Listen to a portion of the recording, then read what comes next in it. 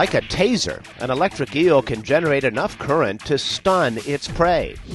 These so-called weakly electric fish generate electricity too, but not enough to do any harm. With the proper equipment, you can even hear an electric hum. These fish are unique in that they produce and detect electric fields, and they use these electric fields in social communication and to detect objects. With support from the National Science Foundation, neuroethologist Eric Fortune traveled to Ecuador to study the weakly electric knifefish in its native habitat. Back at Johns Hopkins University, his research partner, mechanical engineer Noah Cowan, and others are studying the knifefish in the lab. He says it uses its electric field as a sixth sense, not only to communicate, but to navigate its surroundings and to find its next meal. There's a small organ in the tail of the weakly electric fish that generates an electric field, and then that electric field envelops the entire animal. When an object passes through the field, the fish has receptors on its skin to detect it.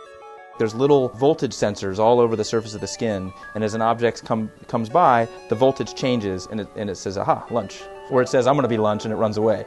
Each fish generates its own unique frequency, which can change when other knifefish are near.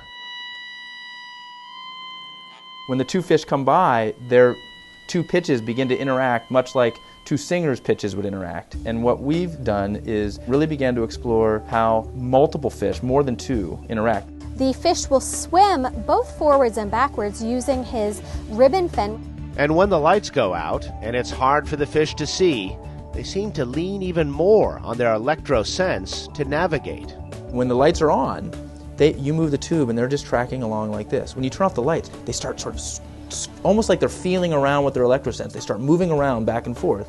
The goal is to understand how the brain of this unique animal controls its behavior. And engineers at Northwestern University are developing a highly agile robot that may one day use a similar sixth sense to monitor the health of coral reefs or navigate the dark, murky waters of an oil spill. For Science Nation, I'm Miles O'Brien.